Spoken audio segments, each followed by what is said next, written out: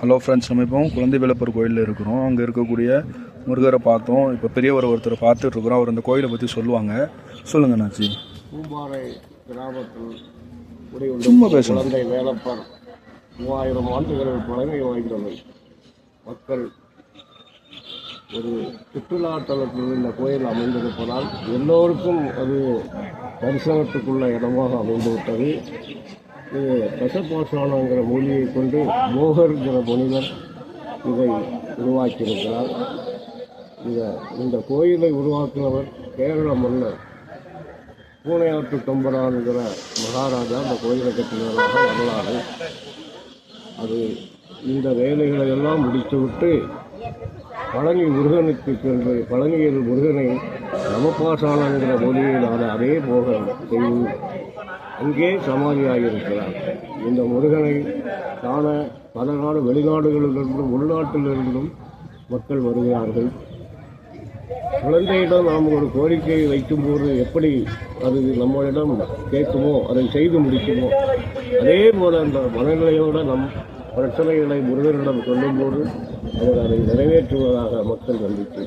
இந்த தீர்த்தத்தை வாங்கி அபிஷேக தீர்த்தத்தை வாங்கி மக்கள் அறிந்துவது நோய்கள் குணமாகுவதாக நம்புகிறார்கள்.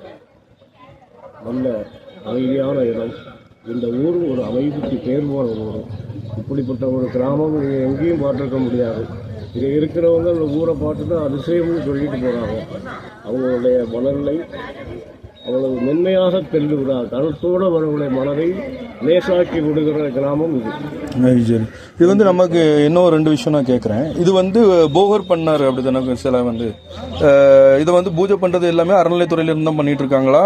ஊர் மக்கள் மத்தியில் ஊர் மக்கள் கட்டுப்பாட்டில் தான் இந்த கோயில் ஆரம்ப காலத்தில் இருந்தது. அதனுடைய நிர்வாகத்தை அவர்கள் சரிவர செய்யல காரணத்தால் கவனிக்கக்கூட ஆள்கள் அதை முறையாக கடைபிடிக்கவில்லை என்ற காரணத்தினால் அவர்களே அதை இது பண்ணிக்கிட்டாங்க. இப்போ நமக்கு திருவிழா 10 நாள் திருவிழா நடக்கும் இல்லையா? அங்கே தை மாதம் கேட்டை நட்சத்திரத்தில் இது வந்து ரத உற்சவம் நடக்கும். பழனியில் தைப்பூசத்துக்கு மறுநாள் அப்படி இல்லை கொடியேற்றத்துடன் முதல்ல பழனி தான். பழனி முடிஞ்ச பிறகுதான் இங்கே திருவிழா. ஓ சரி சரி சரி சரி. தேரோட்டம்லாம் உண்டுங்க. இப்போ அங்க இருந்து சில எதுவும் இங்க கொண்டு வருவாங்களா? பழனில இருந்து ஏதாச்சும் இங்க உள்ள முருகனை தான் கூடுவாங்க. அங்க இருந்து அப்படி எதுவுமே இங்க கொண்டு வந்து பண்றதாட்டி இல்ல. இங்க இருக்க முருகரை வச்சுதான் பண்ணிட்டு இருக்காங்க. நல்ல கூட்டம் வருமா?